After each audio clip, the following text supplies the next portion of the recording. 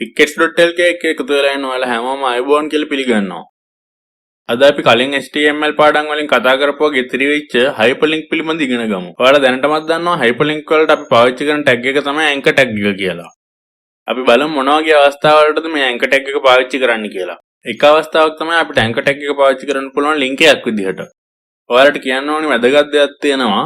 අපි anchor tag එක පාවිච්චි කරනකොට link එකක් විදිහට ඉන්ටර්නෙට් එකෙන් ගන්න link එකක් නම් HTTP කියන protocol එක පාවිච්චි කරන එක අනිවාර්ය වෙනවා. ඒ වගේම ඉන්ටර්නෙට් එකක් ගන්න link එකක් නම් /2 මෙන්න මේ පැත්තට තමයි වදින්න ඕනේ. අනිත් පැත්තට වදින / එකක් නම් මෙයා search කරලා ගන්න කම්පියුටර් එකේ තියෙන document එකක්. HTTP කියන්නේ hypertext transfer protocol කියන එක. අපි link එකක් විදිහට anchor tag එක පාවිච්චි කරනකොට අපි tag එක ඇරලා ඒ අකුරයි href කියන reference එකට අපිට දෙන්න ඕනේ link එකයි දීලා ඒක වහන්න ඕනේ. ඊට පස්සේ ඒ link එක පෙන්වන්න ඕනේ නම තමයි මේ PickAdz.LK කියලා මම මෙතන type කරලා තියෙන්නේ. එතෙන්ට ඔයාලා දෙන link එකට කැමති නමක් දෙන්න පුළුවන්. උදාහරණයක් විදිහට මම මේ ඩබල් කොටේෂන් දෙක මැද්දට http://www.google.com කියන වෙබ්සයිට් එක ගත්තොතින් අපිට ඒකේ ටෙක්ස්ට් එක විදිහට google.com කියන එක දෙන්න පුළුවන්. ඊළඟට අපි බලමු ෆයිල් එක ඕපන් කරගන්න කොහොමද මේ anchor tag එක පාවිච්චි කරන්න කියලා. අපි anchor tag එක ඒකට පාවිච්චි කරනකොට අපි අනිවාර්යෙන් ෆයිල් කියලා කෝලන් එකක් තියලා /3ක් දෙන එක අනිවාර්ය වෙනවා. මම ඉස්සෙල්ලත් මතක් කරා අපි ෆයිල් එකක් ඕපන් කරනවා නම් / එක වදින්න ඕනේ මෙන්න මේ පැත්තට. අනිත් පැත්තට / එක දැම්මොතින් ඔයාගේ මේ ෆයිල් එක ඕපන් වෙන්නේ නැහැ. මේ මම දීලා තියෙන උඩම link එකෙන් එන්නේ සින්දුවක් ඕපන් වෙන එක.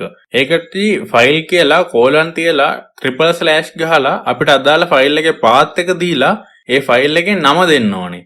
නමට අන්තිමේ මේ ෆයිල් එකේ එක්ස්ටෙන්ෂන් එක දුන්නොත් විතරයි මේක ප්ලේ වෙන්නේ. ඒකෙන්ද ඔයා හැම වෙලේම මතක තියාගන්න මේ ෆයිල් එකේ එක්ස්ටෙන්ෂන් එක ඒ විදිහට දෙන්න. ඒ විදිහට දීපු ෆයිල් එක මෙන්න මේ විදිහට බ්‍රවුසර් එකට ඇවිල්ලා මෙහෙම ක්ලික් කරපුවාම මේ විදිහට ඕපන් කරගන්න පුළුවන්.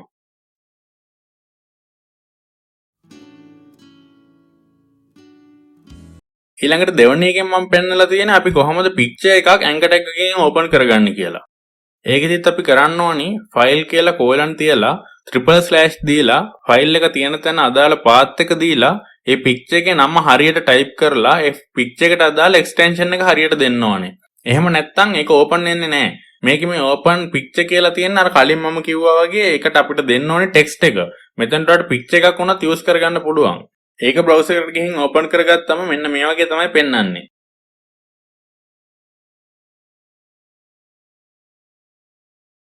ඊළඟට සබ්ලයිම් එකට අපි ආපුවාම මේකේ පේන්න තියෙනවා ඔයාලට මම තුන්වෙනියට දීලා තියෙන වීඩියෝ එකක් කොහොමද ඕපන් කරගන්නේ කියලා.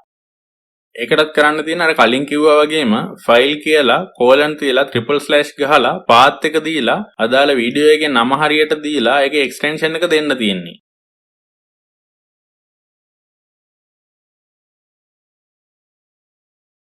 ඒක බ්‍රවුසර් එකට ගිහින් ඕපන් කරගත්තම මෙන්න මේ විදිහට තමයි පෙන්වන්නේ.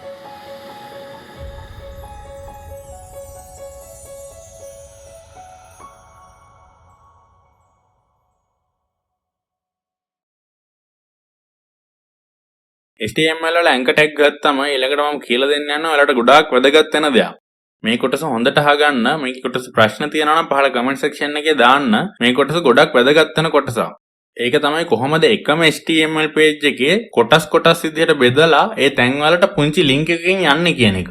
ඔයාලා ගොඩක් වෙබ්සයිට් වල දැකලා ඇති home, about, contact වගේ දේවල්. ඒ දේවල් වලින් ක්ලික් කරපුවාම ගොඩක් වෙබ්සයිට් වල දැන් දීලා තියෙන වෙබ්සයිට් එකේ hosting බර අඩු කරගන්න ඒ එකම page එකේ තැන් වලට locate වෙන්න.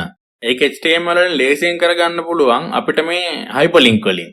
මේකෙදි මුලින්ම කරගන්න ඕනේ අපි ඒකයි href කියන tag එකයි එක්ක ඩබල් කොටේෂන් ඇතුලේ හෑෂ් අකුරත් එක්ක මොකක් හරි නමක් ටයිප් කරගන්න ඕනේ. ඊට පස්සේ ඒ ඩබල් කොටේෂන් එක වහලා ඒ ටැග් එක ක්ලෝස් කරපුවාම එතන මැද්දෙන් දීලා තියෙනවා home, about, contact, location කියලා. ඒක තමයි අපිට HTML page එකේ පෙන්නන නම. මම දාලා තියෙන කොනකට ඔයාලට කැමති දෙයක් එතනට ඇප්ලයි කරගන්න පුළුවන්. ඒකේ ප්‍රශ්නයක් නැහැ. ඒත් හොඳට මතක තියාගන්න ඕනේ දෙයක් තමයි අපි අර හෑෂ් එකත් එක්ක දුන්න නම හැම තැනදීම පාවිච්චි වෙන දෙයක්. ඒකේ ඒ විදිහටම ටයිප් කරන්න ඕනේ. එහෙම නැත්නම් ඒ තැනට යන්නේ නැහැ. සාමාන්‍යයෙන් මේක බලා ගන්න ඕන නම් අපේ page එකේ content එක ටිකක් වැඩිපුර තියෙන්න ඕනේ වෙනවා. ඒකෙන් හින්දා මම අර ඔයාලට කලින් වීඩියෝ එකක කියලා දුන්නා වගේ word එකට ගිහිල්ලා සමානයි ran කියලා දීලා අර ඡේද ගානයි වාක්‍ය ගානයි අරගෙන ඒක page එකේ යටට paste කරලා තියෙනවා. ඒ paste කරගත්ත ටික ඔයාලට මේ විදිහට බලා ගන්න පුළුවන්.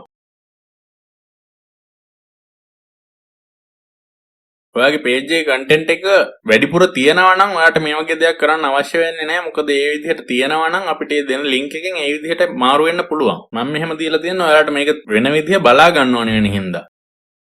ඔයාලට බලා ගන්න පුළුවන් මට මේක මතක හිටින විදිහටත් ලේසි වෙන විදිහටත් දීලා තියෙන්නේ section කියලා section 1 2 3 4 විදිහට කඩලා. එතෙන්ට ඔයාලට home about contact location කියලා හරි ඒ විදිහට මොකක් හරි වචනයක් දෙන්න පුළුවන්. හැබැයි ඒක අනිවාර්යෙන් මතක තියාගන්න මේ spellings ඒ විදිහටම තියෙන්න ඕනේ. ඊට පස්සේ ඒ ටික උඩින් මේ විදිහට close කරලා ඊට පස්සේ අපි යන්න ඕනේ page එකේ content එකට. content එකේදී අපි දීපු section එක ඉස්සෙල්ලාම call කරලා අපි heading එකක් විදිහට ගන්න ඕනේ. ඒ දෙන්න නම. අපි section එක call කරන්නේ tag එක ඇරලා ඒ අකුරයි name කියලා ගහලා සමානයි double quotation අස්සේ අපි අර උඩින් දීපු hashtag එකේ hash එක අයින් කරලා තමයි ඒ නම type කරන්නේ.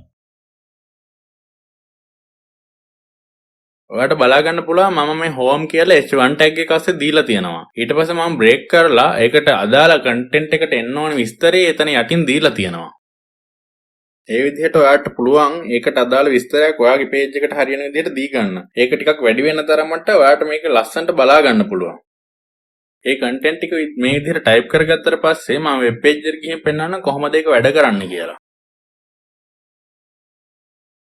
මෙහෙම උඩින්ම පෙන්නනවා මම home about contact location කියලා දීපු hyperlinks ටික. මේ බලන්න මේක click කරපුවම මෙන්න මේ විදිහට scroll වෙලා ඒ අදාළ ස්ථානයට එකම page එකේ යනවා.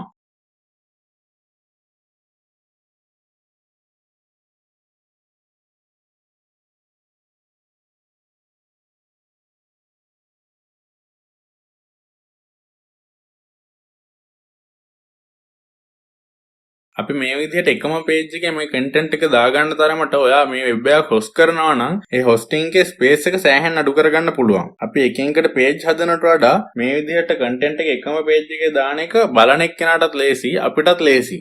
HTML වල anchor tag එක එහෙම නැත්නම් hyperlink ගැන ඔයා මගෙන් මොන හරි දෙයක් ඉගෙන ගන්න ඇති කියලා මම හිතනවා. ඔයාලට hyperlink පිළිබඳ මොකක් හරි ප්‍රශ්නයක් තියෙනවා නම් පහළ comment section එකේ දාන්න. HTML පිළිබඳ තවත් වීඩියෝස් වලින් අපි ඉස්සරහදී හම්බ වෙමු. මේ වගේ තවත් වීඩියෝස් බලන්න අපිව දැම්ම subscribe කරන්න. මේ වීඩියෝ එකෙන් ඔයා දෙයක් ඉගෙන ගත්තා නම් මේ වීඩියෝ එකට like එකක් දාන්න. මේ පිළිබඳව ඉගෙන ගන්න කැමති ඔයාලගේ යාළුවන්ට මේ වීඩියෝ එක share කරන්න.